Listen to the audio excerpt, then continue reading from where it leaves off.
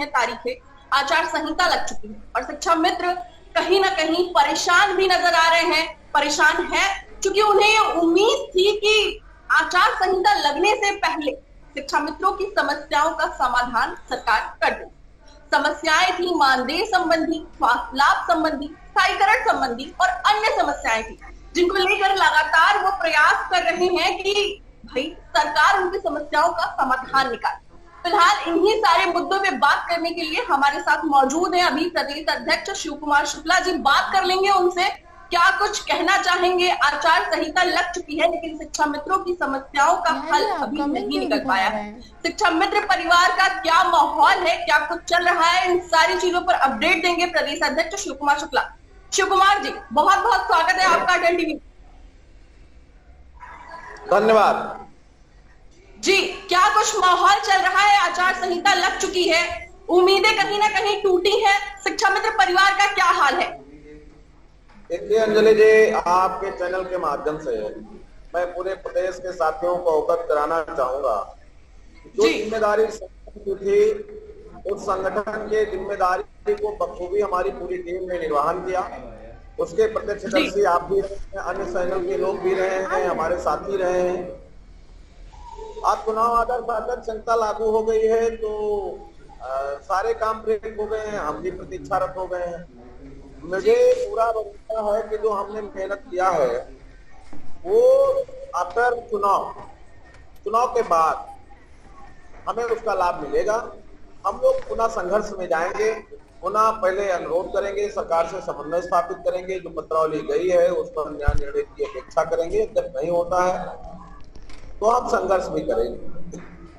पूरे प्रदेश के से अनुरोध है, किसी भी प्रकार के हताश निराश होने की जरूरत नहीं है। सभी लोग धैर्य से अपना काम करें, धैर्य रखें, क्योंकि ये प्रक्रियाएं होती रहती हैं। ऐसा मेरे साथ पहले भी हुआ था जी। हम लोग एक बड़ी के साथ संघर्ष कर रहे थे और 14 में प्रशिक्षण के बाद प्रथम बैच का समायोजन होना था। शासनादेश बिल्कुल करीब था। तत्कालीन मुख्यमंत्री जी से कई बार वार्ता हो चुकी थी। तत्कालीन कृषि शिक्षा मंत्री हमारे पक्ष में थे जी। शाम को हमारी बात हुई, रात में आचार संहिता लागू हो गया, ऐलान हो गया चुनाव। और फिर चुनाव के बाद हम लोग गए, माननीय मुख्यमंत्री से मिले तो उन्होंने सहृदयता दिखाते हुए और हमारा समायोजन किया। हमारे लोग अच्छे जगह गए, कोर्ट का न्याय निर्णय आया, हमें पूरा वापस कर दिया गया। पिछले 7 साल से हमारे साथ कुछ अच्छा नहीं हुआ, इसलिए वर्ष 23 में पूरा संघर्ष किया। आप सब साक्षी हैं, प्रदेश का शिक्षामित्र साक्षी है, और वो संघर्ष हमारा सिर्फ और सिर्फ शिक्षा मित्रों के बदौलत था। उन्होंने पूरे प्रदेश से मुझे संबल दिया, ताकत दिया, सहयोग किया। जहां भी मेरी जरूरत थी वहां उन्होंने उपस्थिति दिया, तो उस उपस्थिति के आधार पर मैंने उनका संघर्ष किया। उनका ताकत था, मेरा संघर्ष था, मैंने मेहनत किया, तो ये मुझे भरोसा था कि हमारा काम होगा और होने से पहले कुछ खुशियां मिलेंगी। लेकिन मैं बार बार ये कहता कि माननीय मुख्यमंत्री जी का अंतिम निर्णय होना है और मेरा प्रयास है अंतिम निर्णय मुख्यमंत्री जी का है, तो सब वही हुआ। माननीय अंतिम निर्णय में माननीय मुख्यमंत्री जी ने अपनी तमाम राजनीतिक और परिवेशीय व्यवस्थाओं को देखते हुए हमारे पत्रावली को रोका। हमारे जैसा कि डीजी मैडम और चीफ सेक्रेटरी से बात हुई, उन्होंने कहा लौटने के बाद बैठक से कि चुनाव के बाद अब आपका होगा, परेशान मत होइए। तो हम अपने साथियों से कहेंगे कि धैर्य और साहस के साथ आप मुकाबला करिए। 2-3 महीने का मामला है, 2 महीने के बाद हम लोग पुनः 15 जून के बाद संघर्ष में जाएंगे और निश्चित रूप से हम लोग सफल होंगे। आप अपना खुद संभालिए और अपने परिवार को संभाल के रखिए, यही हमारा आपसे अनुरोध है, यही हमारा निवेदन है। और संघर्ष में आपने जो साथ दिया है, तो आपने मेहनत की है, उसके लिए पूरे कार्यकारिणी की तरफ से आपको बधाई देता हूँ, साधुवाद देता हूँ और ये विश्वास रखता हूँ कि आने वाले दिनों में आप निश्चित रूप से जब भी कोई आंदोलन होगा तो सड़क से सदन तक उस आंदोलन में पूरी ताकत के साथ आप। बिल्कुल बिल्कुल जी। शिव कुमार जी, एक चीज और जानना चाहूंगी, मैं देख रही हूँ कि जब से ये आचार संहिता लगी है, आप और आपका संगठन तो लगातार प्रयास कर रहा था कि शिक्षा मित्रों की जो समस्याएं हैं वो हल हो जाए, उनका निष्कर्ष निकल जाए। लेकिन जब से आचार संहिता लगी और समस्याओं का समाधान नहीं हो पाया, या यूं कहूं कि उम्मीदें जो लगा के रखी थी वो उम्मीदें कहीं ना कहीं टूट गई, क्योंकि उम्मीद थी कि आचार संहिता लगने से पहले काम हो जाए, जो कि हुआ नहीं। तो मैं देख रही हूँ कि कमेंट्स बहुत सारे आ रहे हैं। कुछ शिक्षा मित्र हैं जो काफी उम्मीदों से भरे हुए हैं, संघर्ष लगातार जारी करने की बात कर रहे हैं कि संघर्ष लगातार जारी रहेगा, लेकिन कुछ लोगों के ऐसे कमेंट्स आ रहे हैं जो बहुत नेगेटिव है, कुछ नहीं होगा, मानदेय नहीं बढ़ेगा, सरकार ऐसी है। क्या कुछ कहना चाहेंगे? कुछ कुछ तो संगठन के बारे में भी बोल रहे हैं, क्या कुछ कहना है? मैं आपके चैनल के माध्यम से बात बड़ी मजबूती के साथ कहना चाहता हूं कि ये इतना बड़ा परिवार है, एक परिवार 5 लोगों का होता है, उसमें अलग अलग लोगों के मत हुआ करते हैं। ये 1-1.5-2 लाख लोगों का परिवार है और उस परिवार में हर प्रकार हर विचारधारा के लोग हैं। तो जिनकी विचारधारा पॉजिटिव है उनका भी धन्यवाद, जिनकी विचारधारा निगेटिव है उनको भी धन्यवाद के साथ अनुरोध कि वो उस पॉजिटिव विचारधारा से जुड़े, और जुड़ने के बाद ही कोई काम हो सकता है। और आप मानसिकता बना लेंगे, कोई विचारधारा बना लेंगे, कोई आप एकदम एम बना लेंगे कि हम इसमें निगेटिव भी हमारा होगा, तो मुझे नहीं लगता कि आप पॉजिटिव में जा सकते हैं। इसलिए उन तमाम साथियों से जो आपके चैनल पे, अन्य चैनल पे जब भी मैं डिबेट में जाता हूँ या मेरी कोई पोस्ट जाती है, मेरी कोई बात जाती है, वीडियो जाते हैं, तो वो अपना कमेंट करते हैं। लेकिन आपने देखा होगा कमेंट करने वालों की संख्या मुश्किल से 2% रह गई है, लेकिन आपके साथ जुड़े हुए लोगों की संख्या 98% है। तो 98% जहाँ बहुमत की जीत होती है और तमाम लोग सकारात्मक विचारधारा के साथ इस संघर्ष को आगे बढ़ा रहे हैं, तो जो उनकी विचारधाराएं नकारात्मक है वो किसी भी डिप्रेशन में जाने की आवश्यकता नहीं है। नकारात्मक विचारधारा अगर आपके पास रहेगी तो आपका परिवार टूट जाएगा, आप कोई जंग नहीं जीत पाएंगे, आप कोई बड़ा काम नहीं कर पाएंगे, आप कहीं सफल नहीं हो पाएंगे। इसलिए नकारात्मकता को तजते हुए सकारात्मक विचारधारा को लेकर के संघर्ष को आगे बढ़ाया जाए, बेहतर हो। जी, तारीफ करनी होगी आपकी और आपके संगठन की जो लगातार शिक्षा मित्रों का साहस बढ़ा रहे हैं। अभी लेकिन मैं एक न्यूज चैनल की डिबेट सुन रही थी जिसमें प्रदेश महामंत्री सुशील कुमार यादव बैठे थे, काफी भावुक नजर आए, रो पड़े थे वो। क्या कुछ कहना चाहेंगे? देखिए, मेरा संघर्ष 23 वर्ष का है जी। वो मेरे से बात कर रहा है। अभी उनको पहली ऐसी लड़ाई है कि जिसमें उन्होंने लड़ाई को, संघर्ष को बड़ी नजदीक से देखा। हम लोग कई बार गिरे, कई बार उठे, कई बार हम पॉजिटिव संघर्ष के, कई बार निगेटिव हुआ, कई बार तो ऐसा हुआ कि मंत्रियों से संघर्ष हो गया, मंत्री से लड़ाई हो गई।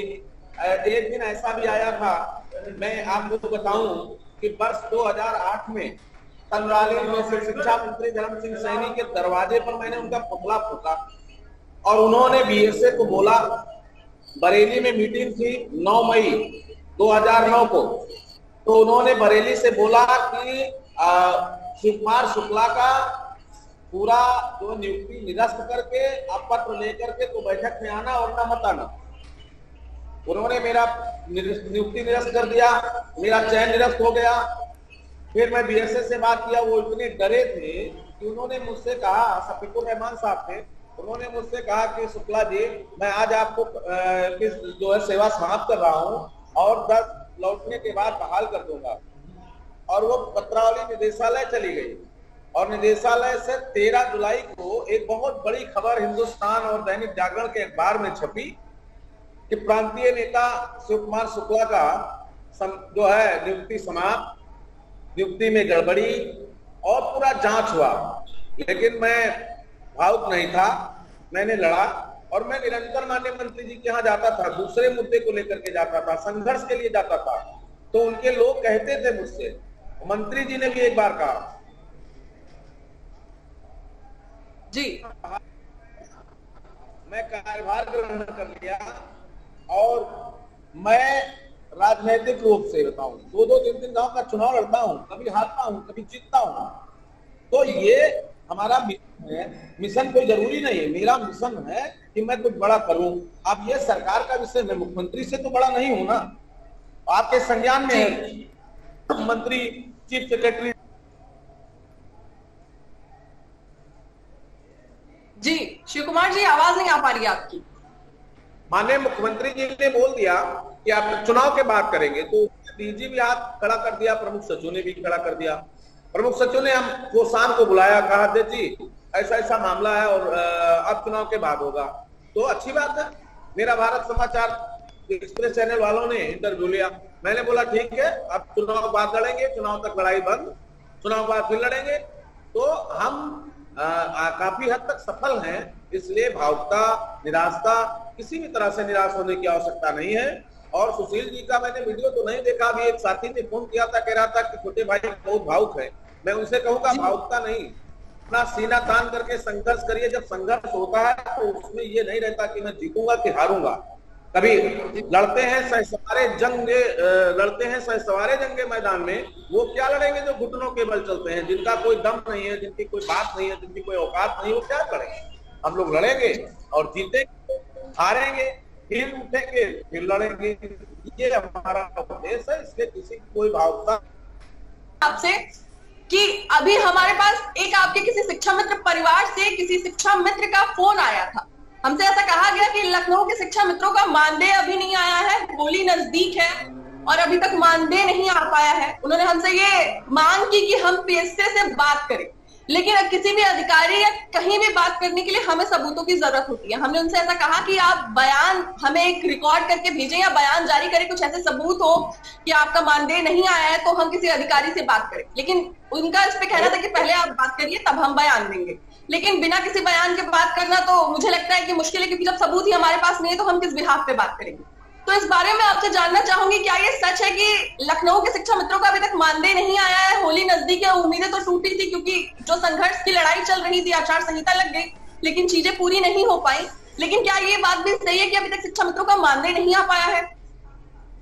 अंजलि जी, मेरे संज्ञान में नहीं है, काफी जनपदों में भुगतान हो चुका है, पैसा फरवरी का बहुत पहले आ गया है। यद्यपि पैसा होगा तो मैं अभी लखनऊ जिला की बात करूंगा, पैसा तो भुगतान होगा ही, उसमें कोई रोक नहीं है, आचार संहिता से उससे कोई लेना देना नहीं है।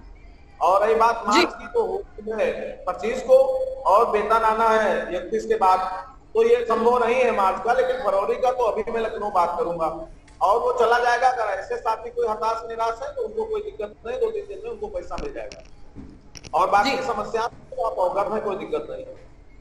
जी, सुशील जी से आज मेरी बात हुई, उनको भी साथ में जोड़ना चाह रही थी मैं, लेकिन सुशील जी का कहना था कि वो डॉक्टर को दिखाने आए हैं, फिर भी वो परेशान है। संघर्ष आप लोग का लगातार जारी है, आचार संहिता लग गई, लेकिन आगे की क्या कुछ रणनीति तय करके रखी है, क्या कुछ कहना चाहेंगे? आगे की रणनीति 15 जून के बाद, 15 जून तक केवल एक रणनीति है कि सब लोग शांत रहें और चुनाव हो जाने दीजिए। चुनाव में आप अपने विचारों के साथ रहिए और चुनाव के बाद हम लोग पुनः संघर्ष करेंगे। क्या ये कहा जा सकता है कि शिक्षा मित्रों की जो लड़ाई है, जो संघर्ष है, वो लगातार जारी रहेगा और आप और आपका संगठन शिक्षा मित्रों के लिए लगातार प्रयास करता रहेगा? इसको 100% आप कह सकते हैं कि मैं चुनाव के बाद और वर्तमान में भी अपने साथियों से बात करूंगा। अभी मैं कई जनपदों का भ्रमण भी करूंगा, अपने साथियों के से मिलूंगा और ये निरंतर चलता रहेगा। और 15 जून के बाद हम लोग फिर संघर्ष में चले जाएंगे, माननीय मुख्यमंत्री से मुलाकात होगी, निश्चित रूप से सफलता मिलेगी। जी, हमसे जुड़ने के लिए आपका बहुत बहुत धन्यवाद शिव कुमार जी।